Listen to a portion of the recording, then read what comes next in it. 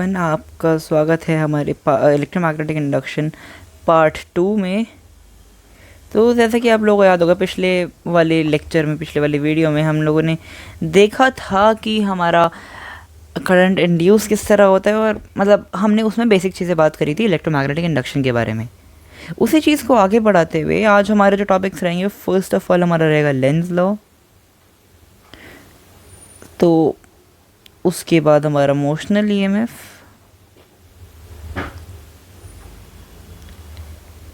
तो first of all we should like proceed with our Lenz law.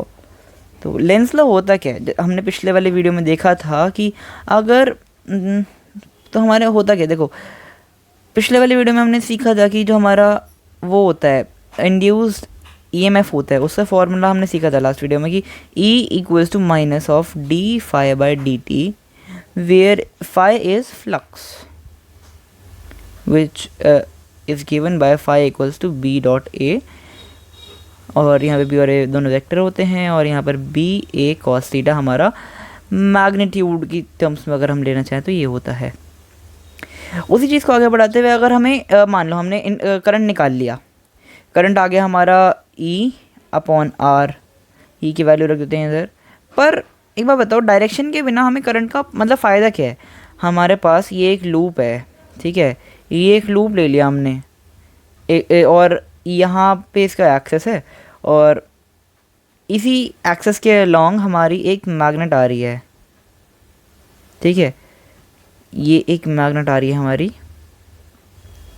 North और south.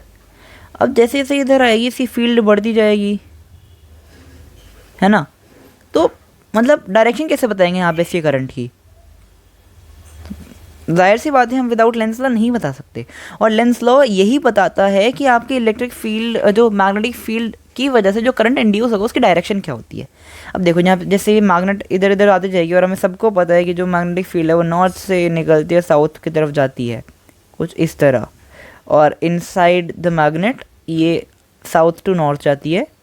इसीलिए हम बोलते हैं कि मैग्नेटिक फील्ड एक क्लोज लूप फॉर्म करता है, और हमें ये भी पता है कि कभी इंटरसेक्ट नहीं कर सकती बीच में, क्योंकि दो पोजीशंस दिखा नहीं सकती कभी मैग्नेटिक फील्ड। चलो ये तो खैर हमारे टॉपिक का पार्ट है नहीं आज का।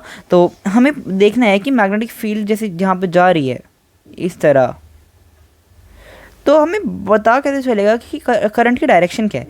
तो देखो हमने राइट हैंड थंब रूल सीखा है, हम उसी तरह से उसी सेम कंसेप्ट के साथ साथ हम पहले क्या करते थे, मैग्नेटिक फील्ड को निकालने के लिए हम अपने फिंगर्स को लूप के साथ साथ करंट के डायरेक्शन में कर्ल करते थे, और हमें हमारा जो थंब था वो हमें उसकी मैग्नेटिक फील्ड की डायरेक्शन देता था। उसी सेम तरीके से हमें बस मैग्नेटिक फील्ड की डायरेक्शन में अपना थंब पॉइंट करना है और अपने फिंगर्स को कर्ल करना है। जो फिंगर्स जिस डायरेक्शन में कर्ल होंगे वही हमारी डायरेक्शन होगी करंट की। तो मतलब कुछ इस तरह, जैसे हम यहाँ पे राइट हैंड थंब रूल लगाते हैं, हमारा थंब इस तरफ पॉइंट करेगा और हमारी फिंगर्स इस तरफ कर्ल होंगी, इस तरह तुम्हारे जो डायरेक्शन आएगी करंट की वो कुछ इस तरह आएगी। मतलब जो करंट है वो कुछ यहाँ पे इंड्यूस होगा, इसका मतलब ये आई इस तरफ जाना चाहिए। पर जो हमारा लेंस लॉ है वो कहता है कि अपना जो इनर्शिया है, मतलब एक तरह से जो हमने इनर्शिया पढ़ा है, क्या होता है कि किसी भी चीज़ को रेजिस्ट करता है कोई चीज़, तो यहाँ पर भी सेम चीज़ है। जो लूप है वो रेजिस्ट करता है कि उसके अंदर करंट इंड्यूस हो, तो वो क्या करता है, ये मैग्नेटिक फील्ड इंड्यूस कर रहा है इस डायरेक्शन में करंट, वो सेम अमाउंट का करंट इस तरफ से डेवलप कर देता है, जिसको हम कहते हैं आई इंड्यूस्ड। तो आई इंड्यूस्ड ये नहीं होता, ये होता है। तो ये तो हुई लेंस लॉ की बात। अब आगे चलते हैं मोशनल ईएमएफ पे। तो मोशनल ईएमएफ है क्या? बेसिकली आप एक तरह से कह सकते हो कि एक मैग्नेटिक फील्ड है मोशनल ईएमएफ,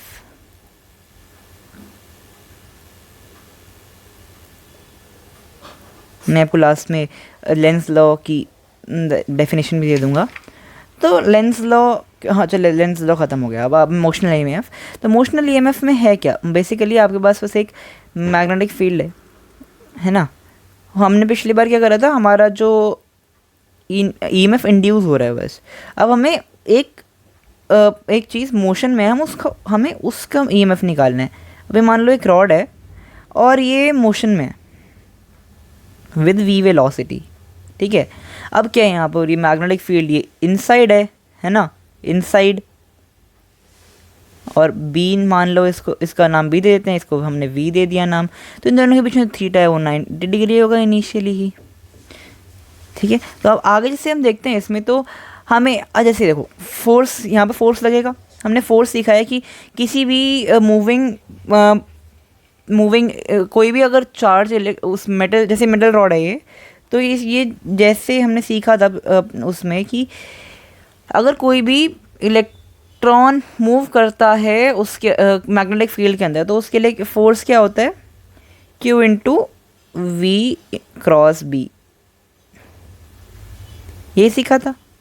अब इसी चीज़ को अप्लाई करेंगे हम यहाँ पे। हमारे पास इसकी लेंथ है L, तो अब इसी चीज़ को निकालना है, जैसे हम, हाँ ठीक है।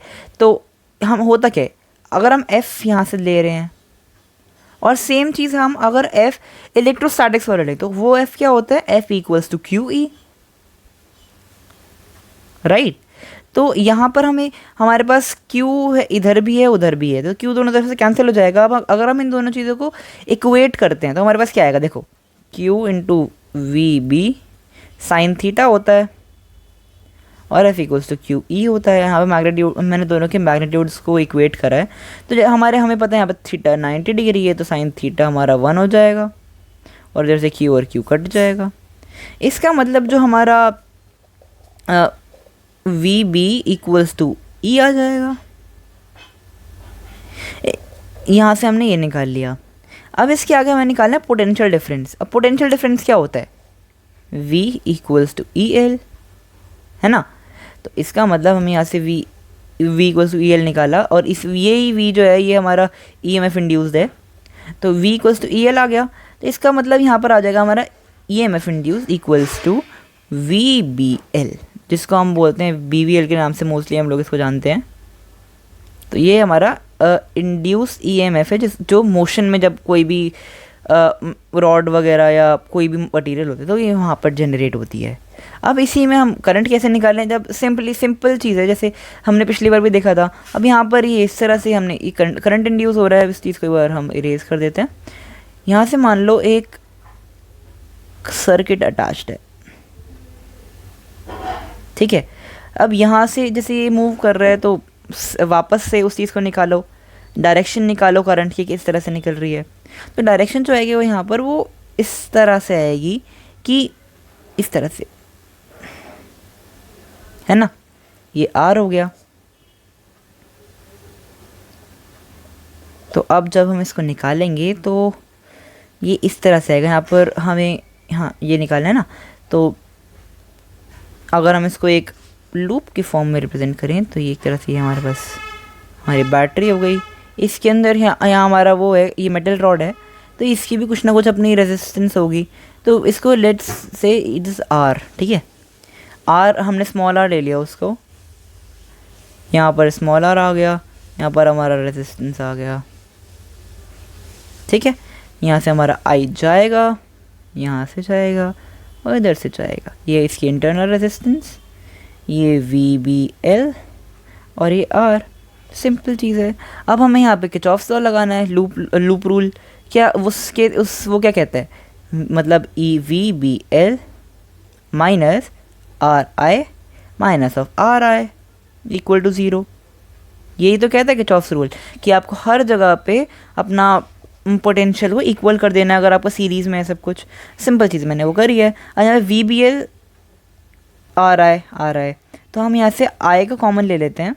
VBL equals to I R plus R, ये हमारा दे देगा I equals to VBL upon R plus R। It is as simple as that. और इसी के साथ साथ जैसे हमने यहाँ पर अभी ये निकाल लिया है, इसमें हमने करंट की डायरेक्शन में निकाल लिया है। इसी के आगे हम एक दो चीज़ें एडिशनल और कर लेते हैं, कि जैसे यहाँ पर हमारे पास करंट आ गया है, हमारे पास इंड्यूस EMF आ गया है। तो अगर हम इसमें पावर भी इसमें देख लेते हैं एक बार। मान लो कि हमारे पास एक लूप है, ठीक है, हमारे पास है ना एक लूप है। तो यहाँ पर एक एडिशनल चीज़ है,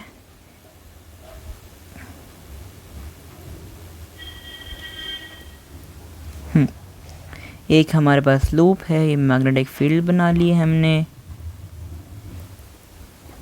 अब हमारे पास ये है एक लूप, ठीक है, इस चीज़ को हटा देते हैं,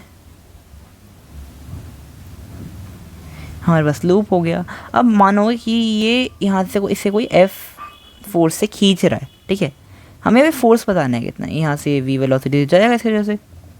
तो हमें पता है कि जो आई होता है वो होता है ई बाय आर, और मतलब v B L by R, सही बात है।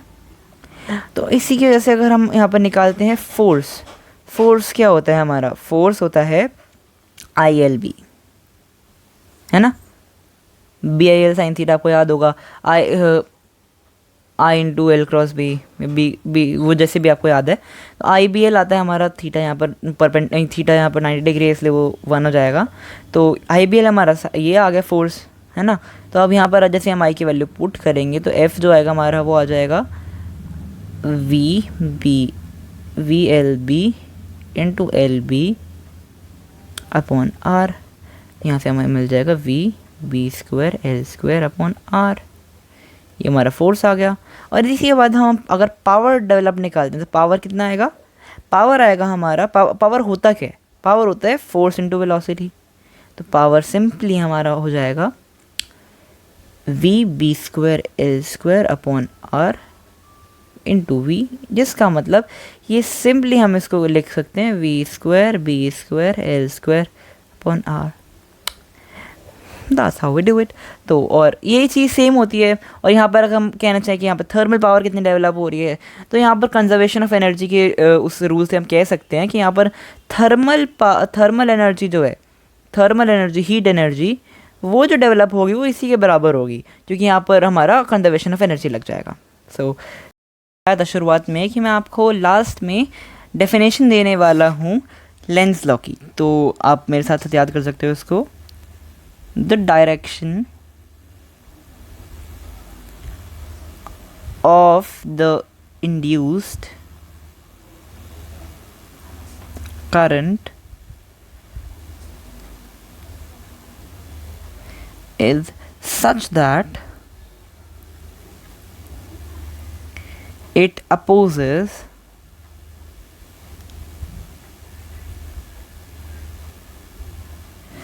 the change